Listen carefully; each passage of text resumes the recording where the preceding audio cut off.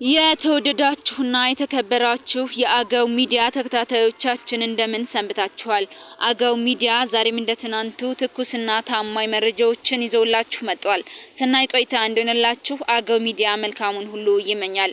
ለአገው ሚዲያ አዲስ ከሆናችሁ ሼር፣ ላይክ እና ሰብስክራይብ በማድረግ መረጃው ለብዙሃኑ እንዲደርስ ማድረጋችሁን እንዳዘነጉ ማለት እንወዳለን። በቀጥታ ወደ መረጃው እናልፋለን። በቅድሚያም አርስተ ዜናው እነሆ። የአማራ ከርካሪ ቡድን የፋኖ አንበላ ከተማን ጨምሮ በርካታ የአየጓግሳ ወረዳ ቀበሌዎች ላይ አስተዳደራዊ መዋቅር እየዘረጋ መሆኑ ተገለጸ። በስፋት የምንተነትነው ይሆናል። የአማራ ክልል ጠቅላይ ፍርድ ቤት በቅማንት ማንነት አስተባባሪ ኮሚቴዎች ላይ ከ17 ዓመት እስከ 32 ዓመት ጽኑ እስራት ፈርዶባቸዋል። በስፋት የምናሰማችሁ ይሆናል። አምባሳደር ሬድዋን ሁሴንና አቶ ጌታቸው ረዳ የህወሓት ቡድን በኤርትራ መንግስት ቀጥተኛ ድጋፍ ታግዞ በፌደራል መንግስቱ ላይ አዲስ ጥቃት ለመሰንዘር እየተዘጋጀ ነው ሲሉ የጦርነት አፈፋ ላይ ተደርሷል የተባለውን ውጥረት ለማርገብ አሶባንጃ መቀሌ ከህወሓት ከፍተኛ አመራሮች ጋር ተወያይቷል። በዝርዝር የምንመለከተው ይሆናል። ኢትዮጵያ ናይጄሪያ ውስጥ ያሉ ፍርደኞችን በሀገር ውስጥ ለማሰር ከሀገሪቱ ጋር የሁለትዮሽ የእስረኞች ዝውውር ስምምነት ተፈራረሙ። በስፋት እንመለከተዋለን። በስትራቴጂካዊታዊ የሱዳን ከተማ ላይ በተሰነዘረ የድሮን ጥቃት የ23 ሰዎች ህይወት ማለፉ ተገለጸ።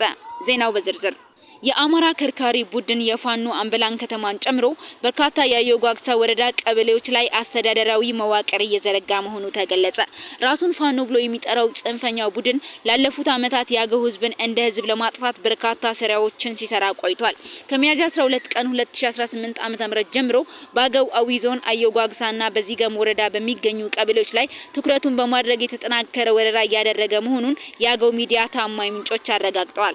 በሁሉም የአገው አዊ ብሔረሰብ ዞን አቅጣጫዎች በአገው ህዝብ ላይ ከፍተኛ ጉዳት እያደረሰ የሚገኘው ዘራፊው ቡድን ፋኖ በመከላከያና በሚሊሻ የተጠናከረና የመጨረሻ እርምጃ እንዳይወስድ በተለያዩ አካላት የሚጠበቀው ከምዕራብ ጎጃም ዞን ወንበርማ ወረዳ ተነስቶ በሽንዲ ከተማ አድርጎ ወደ አንበላ ቀበሌ በመኪና ያለማንም ከልካይ ገብቶ በርካታ ቀበሌዎችንና አንበላን ከተማን በመቆጣጠር የቀበሌ አስተዳዳሪና ሌሎች የቀበሌ አመራሮችን እያስመረጠና እያደራጀ መሆኑን ታማኝ ምንጮቻችን ገልጸዋል።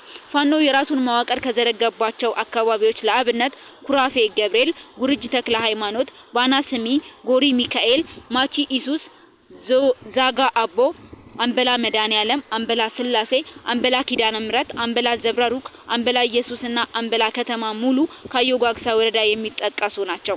ከዚገም ወረዳ ደግሞ ሶሪት ጊዮርጊስ፣ ሻወራ ገብርኤል፣ አዋሻ፣ ጆሞራ ቀበሌዎች የሚጠቀሱ ሲሆኑ ከነዚህ ቀበሌዎች ከሚገኙ አርሶ አደሮች ከ5000 እስከ 50000 ብር ግብር እያስከፈሉ መሆኑን ለማወቅ ተችሏል። የአማራ ክልል ጠቅላይ ፍርድ ቤት በቅማንት ማንነት አስተባባሪ ኮሚቴዎች ላይ ከ17 ዓመት እስከ 32 ዓመት ጽኑ እስራት ፈርዶባቸዋል። በአማራ ክልል ጠቅላይ ፍርድ ቤት በቅርቡ የተላለፈው ውሳኔ በኢትዮጵያ የህግና የፖለቲካ መድረክ ላይ አዲስ አነጋጋሪ አጀንዳ ሆኗል እየተባለ ነው። የአማራ ጠቅላይ ፍርድ ቤት በቅማንት አስተባባሪ አባላትና በሌሎች ንጹሃን ላይ ከህግ ውጭ በሆነ መንገድ ፖለቲካዊ ውሳኔ ተወስኗል ሲሉ የተጎጂ ቤተሰቦች በስፋት ይገልጻሉ። ፍርድ ቤቱ ባቶ ከፋለ ማሞ ላይ የ30 ዓመት ባቶ ፍቃዱ ማሞ ላይ ደግሞ የ32 ዓመት ጽኑ እስራት የፈረደ ሲሆን በሌሎች የኮሚቴው አባላት ላይም ከ17 እስከ 32 ዓመት የሚደርስ ከባድ ፍርድ አስተላልፏል። ይህ ውሳኔ በማህበረሰቡ ዘንድ ሰዎች የተከሰሱት ቅማንት በመሆናቸውና የማንነት ጥያቄ ስላነሱ ብቻ ነው፣ ክልሉ ራሱ ከሳሽ መሪዎቹ ምስክር ፍርድ ቤቱ ቀጭ የሆኑበት ፍርድ ነው በሚል ከፍተኛ ቅሬታና ትችት እያስከተለ ይገኛል ሲሉ በርካታ አስተያየት ሰጪዎች ሀሳባቸውን አካፍለዋል። አንድ የህግ ባለሙያ በሰጡት አስተያየት ብዙዎችን የገረመውና የህግ ጥያቄ ያስነሳው ግን በኢትዮጵያ ህግ መደበኛ የጽኑ እስራት ጣሪያ 25 ዓመት ሆኖ ሳለ ፍርዱ ለምን 32 ዓመት ሊባል ቻለ? ለምንስ የእድሜ ልክ እስራት አልተባለም የሚለው ጉዳይ ነው ሲሉ የኢትዮጵያን የወንጀል ህግና አሰራር የተቃረነ ሲል ገልጿል።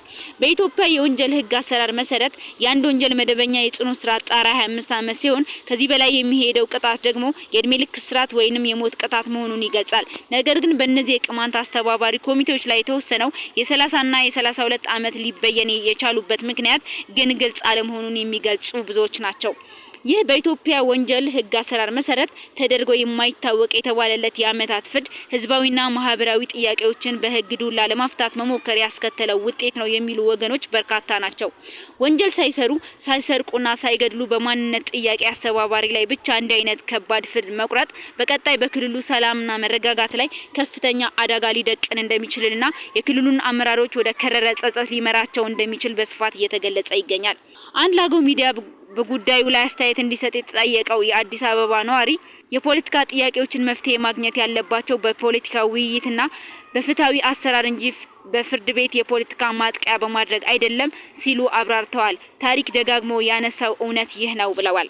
አምባሳደር ሬድዋን ሁሴንና አቶ ጌታቸው ረዳ የህወሓት ቡድን በኤርትራ መንግስት ቀጥተኛ ድጋፍ ታግዞ በፌዴራል መንግስቱ ላይ አዲስ ጥቃት ለመሰንዘር እየተዘጋጀ ነው ሲሉ የጦርነት አፈፋ ላይ ተደርሷል የተባለውን ውጥረት ለማርገብ አሶባንጃ መቀሌ ከህወሓት ከፍተኛ አመራሮች ጋር ተወያይቷል።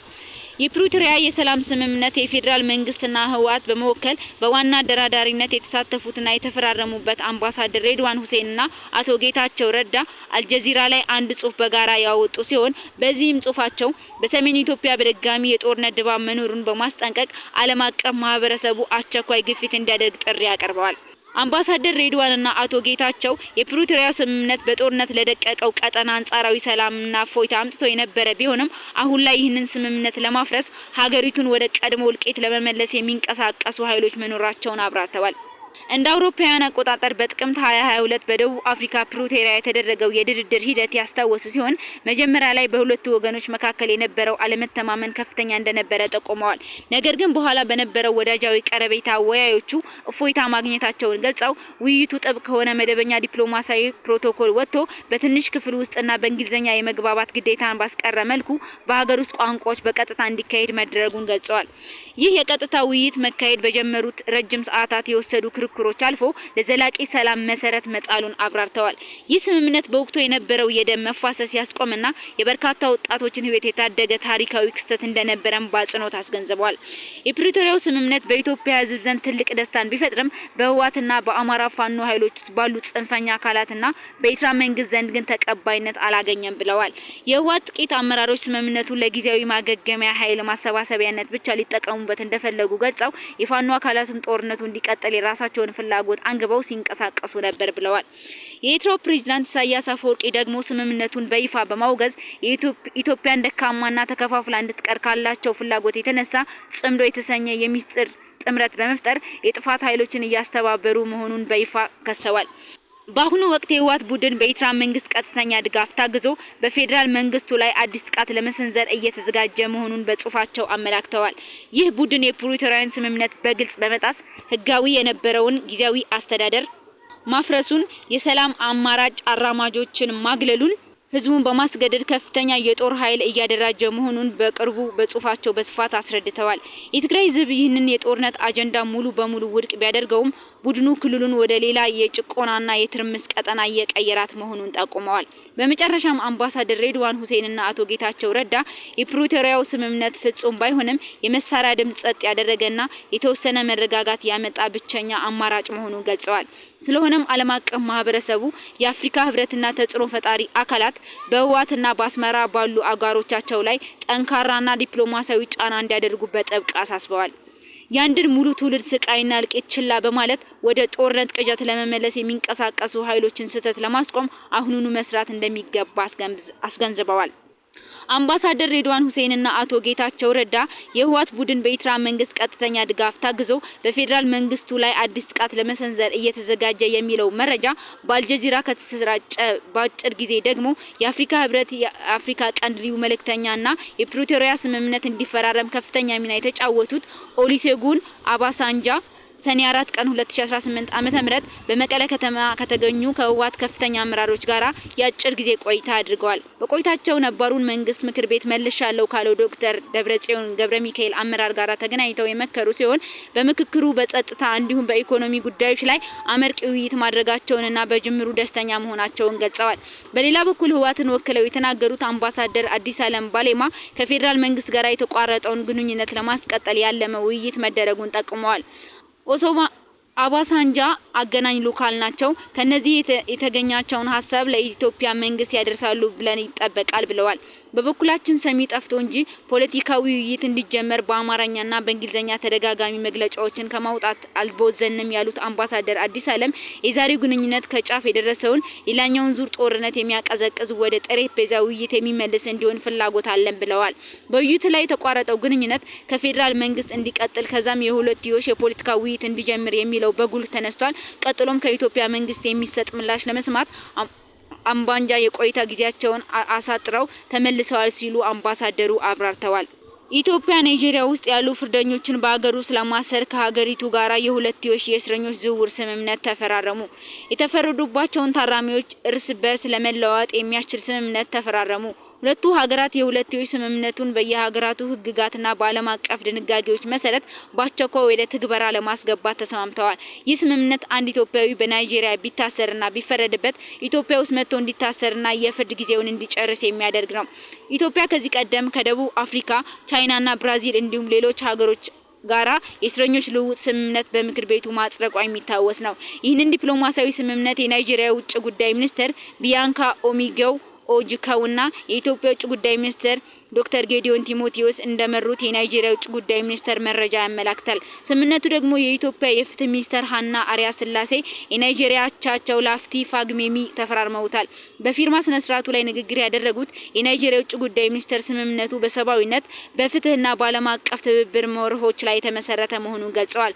ስምምነቱን ሲያብራሩ የቀሩት ቅጣት በሀገር ውስጥ በማጠናቀቅ የሚገኝበት ሲሆን በዚህ ህጋዊ ማዕቀፍ መሰረት በማንኛውም ሁኔታ የተፈረደባቸው ሁለቱ ሀገር ዜጎች በተስማሙባቸው ቅድመ ሁኔታዎችና ተፈጻሚነት ባላቸው ህጎች መሰረት የቀረውን የቅጣት ዘመናቸውን ለመጨረስ ወደ ትውልድ ሀገራቸው መዛወር እንዲችሉ የሚፈቅድ ነው። በሌላ በኩል ደግሞ ታራሚዎችን መልሶ ማቋቋም የሚመለከት ነው። መልሶ ለማቋቋምና ከማህበረሰቡ ጋር መልሶ ለመቀላቀል የቤተሰብ፣ የቋንቋ፣ የባህልና የማህበራዊ ድጋፍ ስርዓቶችን የሚጫወቱትን ወሳኝ ሚና ከግምት ያስገባ መሆኑን የናይጄሪያ ውጭ ጉዳይ ሚኒስቴር ያጋራው መረጃ ያስረዳል። ስምምነቱ ላይ የማረሚያ ቤቶች ሚና ወሳኝ መሆኑ የተነሳ ሲሆን የማረሚያ ቤት ስነ ስርዓቶች ጥፋተኞችን ከመቅጣት ባለፈ ራስን ለማረም ለመለወጥና ወደ ማህበረሰቡ ለመመለስ እድል መስጠት እንዳለባቸው የጋራ ግንዛቤ የተንጸባረቀበት ስምምነት መሆኑ ተገልጿል። አክለውም ስምምነቱ በውጭ ሀገራት ከሚገኙ የናይጄሪያ ዜጎች ደህንነትና ጥበቃ የመንግስት ዋነኛ ኃላፊነት ነው ያሉ ሲሆን በተለይም ዜጎቻቸውን ማዕከል ያደረገ ዲፕሎማሲያዊ ውጭ ፖሊሲዎችን ቁልፍ ምሰሶ ነው በማለት ስምምነቱን ትልቅ ትርጉም አለው ሲሉ ገልጸውታል። በስምምነቱ ላይ በርከት ያሉ ልኡካን የተገኙ ሲሆን በአዲስ አበባ የናይጄሪያ አምባሳደርና በአፍሪካ ህብረት ቋሚ ተወካይ፣ የናይጄሪያ ማረሚያ አገልግሎት ተወካይና የኢትዮጵያ ፌዴራል ማረሚያ ቤት ኮሚሽን ዋና ኮሚሽነር ጨምሮ የውጭ ጉዳይ ሚኒስትር የተገኙበት ነው። እንደ ናይጄሪያ መገናኛ ብዙሃን ዘገባ ከሆነ በዚህ ስምምነት ከመቶ ያላነሱ ናይጄሪያውያን ዋስትና ያገኛሉ ተብሏል። በስትራቴጂካዊት የሱዳን ከተማ ላይ በተሰነዘረ የድሮን ጥቃት የ23 ሰዎች ህይወት ማለፉ ተገለጸ። በሱዳን ስትራቴጂካዊት አል ኦቦይድ ከተማ ላይ የተሰነዘረ የድሮን ጥቃት የ23 ሰዎችን ህይወት መቅጠፉን የሰብአዊ መብት ተሟጋች ቡድንና የዓይን እማኞች አስታውቀዋል። ክስተቱ ጦርነት ከተቀሰቀሰበት ጊዜ ጀምሮ ከተማዋ ካስተናገደቻቸው የአየር ላይ ጥቃቶች መካከል እጅግ አስከፊው መሆኑ ተገልጿል። በሱዳን ጦርና በፈጣን ድጋፍ ኃይል አርኤስኤፍ መካከል በሚያዝያ ወር 2018 ዓ.ም የተቀሰቀሰው ግጭት ተከትሎ የድሮን ውጊያ ከጊዜ ወደ ጊዜ በስፋት ጥቅም ላይ እየዋለ ይገኛል። ከተማዋ ምስራቃዊ ክፍል በሚገኝ አልማታር ሰፈር የሚኖር አንድ ነዋሪ የደረሰውን አደጋ ሲያብራራ ክስተቱ እጅግ አሳዛኝ ነው፣ የቤቶች ጣሪያ በነዋሪዎች ላይ ተደርምሷል ብሏል። የአካባቢው የሕክምና ምንጭ ኤኤፍቲ እንደገለጸው ከሆነ ከተገደሉ መካከል 2 ህጻናት እናታቸው እንደሆነች የሚገመቱ አንዲት ሴት ይገኙበታል። በጦርነቱ የሚፈጸሙ ጥሰቶችን እየሰነደ የሚገኘው ኢመርጀንሲ ሊዮርስ ቡድን በደቡብ ኮንፎንዶን ቀጠና ቁልፍ ማዕከል በሆነችው ከተማ ላይ የተሰነዘረው ጥቃት የተጀመረው ረቡዕ ምሽት መሆኑንና እስከ ሐሙስ ድረስ መቀጠሉን አስታውቋል። ጥቃቱ የመኖሪያ አካባቢዎችን፣ የልቅሶ ስነ ስርዓትና የምግብ ቁሳቁስ የጫነች የጭነት መኪናን ኢላማ ያደረገ ነበር። እንደ ቡድኑ መግለጫ ቢያንስ 19 ሰዎች የቆሰሉ ሲሆን ለጥቃቱ ተጠያቂው የፈጣን ድጋፍ ኃይል አርኤስኤፍ መሆኑን ጠቅሷል። ይሁን እንጂ የቀረበው ክስ በተናጠል ሊረጋገጥ አልተቻለም። ከኃይሉም ወዲያውኑ የተሰጠ አስተያየት የለም። አገው ሚዲያን ወዳችሁ ስለምትከታተሉንና ለሌሎች እንዲደርስ ሼር ስለምታደርጉ እያመሰገንን በሌላ ዝግጅት እስከምንገናኝ መልካሙን ሁሉ ተመኘን።